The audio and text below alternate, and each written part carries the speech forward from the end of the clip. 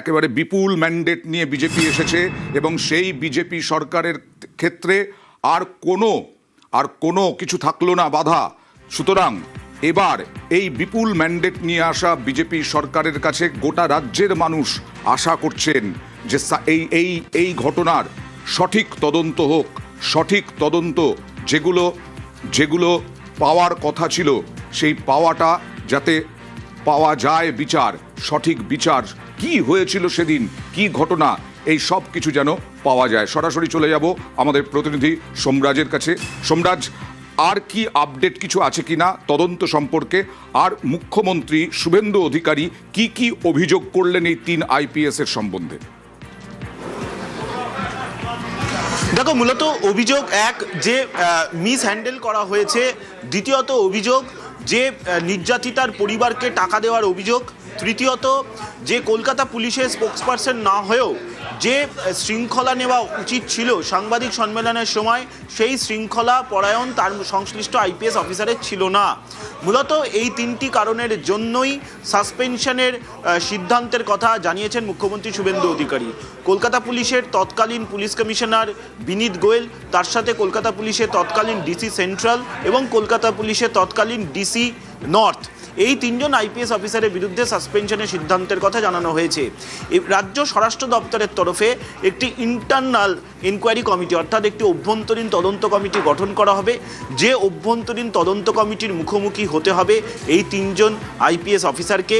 আরজি করের ঘটনায় যে অভিযোগগুলি উঠেছিল এবং সেক্ষেত্রে নির্যাতিতার পরিবারকে যে টাকা দেওয়ার অভিযোগ উঠেছে, সেটা কারণ নির্দেশে কি এই ধরনের কথা বা এই ধরনের টাকা দেওয়ার যে অভিযোগ বা টাকা দেওয়ার যে কথা বলা হয়েছিল, সেটা কি কারণ নির্দেশে করা হয়েছিল?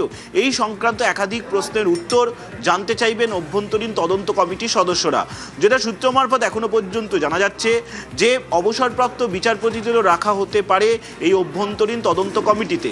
কিন্তু যেটা গুরুত্বপূর্ণ বিষয়, এই যে 3 জন IPS অফিসারকে সাসপেন্ড করা হলো, এই সাসপেনশনের কথা ইতিমধ্যেই DOPTকে জানাচ্ছে রাজ্যের স্বরাষ্ট্র দপ্তর, যেটা যথেষ্টই গুরুত্বপূর্ণ এবং তাৎপর্যপূর্ণ বলেই মনে করা হচ্ছে। কারণ DOPTকে জানানো মানে তা আগামী দিনে এই 3 IPS অফিসারের অবসরকালীন সুযোগ সুবিধা সহ একাধিক সুবিধা থেকে তাদের সমস্যা তৈরি হতে পারে। দ্বিতীয়ত, যেটা সূত্র মারফত জানা যাচ্ছে যে এই অভ্যন্তরীণ তদন্ত কমিটি যেমন একদিকে গঠন হবে এবং এই 3টি অভিযোগের প্রেক্ষিতে, তাছাড়াও আগামী সোমবার রাজ্য মন্ত্রিসভার বৈঠকে আরজি কর নিয়ে কিছু গুরুত্বপূর্ণ সিদ্ধান্ত নেওয়া হতে পারে। কি সেই গুরুত্বপূর্ণ সিদ্ধান্ত, তা নিয়ে ইতিমধ্যেই রাজ্য প্রশাসনের শীর্ষ স্তরে আলাপ আলোচনা চলছে। সেক্ষেত্রে নতুন করে কোনো কমিশন গঠন বা আরও কিছু গুরুত্বপূর্ণ সিদ্ধান্ত নেওয়া হতে পারে বলেই প্রশাসনিক সূত্র মারফত জানা যাচ্ছে। কিন্তু সামগ্রিকভাবে এই অভ্যন্তরীণ তদন্ত কমিটি গঠনের কথা, যেটা মুখ্যমন্ত্রী শুভেন্দু অধিকারী জানিয়েছেন কিছুক্ষণ আগেই সাংবাদিক সম্মেলন করে, সেটা আজই গঠন করে নেওয়া হচ্ছে বলেই স্বরাষ্ট্র দপ্তর সূত্রে জানা যাচ্ছে। ওকে সোমরাজ, তুমি সঙ্গে থাকো। শুভেন্দু অধিকারী, মুখ্যমন্ত্রী শুভেন্দু অধিকারী কি ঘোষণা করলেন? বড় ঘোষণা আরজি করে করা রাজ্য, দেখুন।